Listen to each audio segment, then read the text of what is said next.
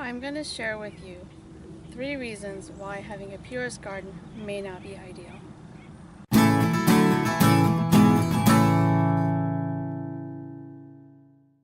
Hey, this is Rama from Patience Landscape Design, Earth Friendly Landscapes. In this video, I want to talk about a purist garden, what that is, and why I believe it may not be ideal for you and your landscape. But before I do that, I make videos about drought-tolerant landscapes, California native sustainable landscapes, zero waste, and everything in between. So if you'd like to get more of that content in your feed, then hit the red subscribe button.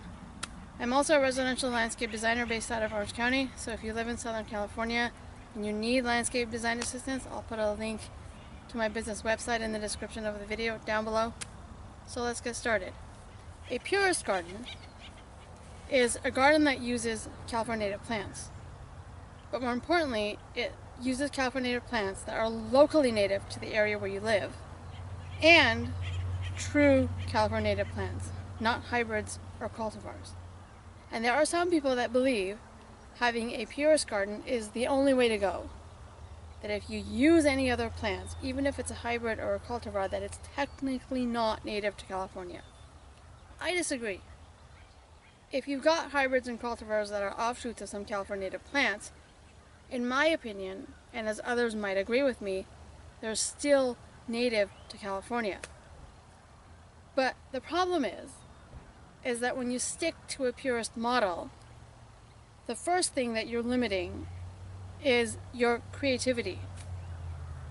You're limiting yourself to a specific set of plant material as opposed to the vast array that is available to you.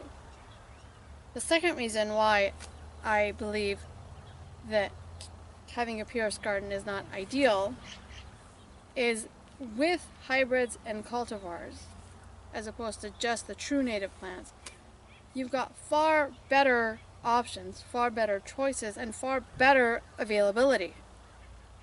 And the third reason why I think that having a purist garden is not ideal, because I actually believe that growing your own food, like lemons, herbs, and spices, is actually beneficial to your health and to your garden.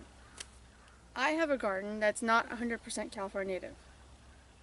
I would say my garden is 50% California native and 50% edible herbs like parsley and cilantro that are obviously not native to California. But I like being able to eat off of my own garden.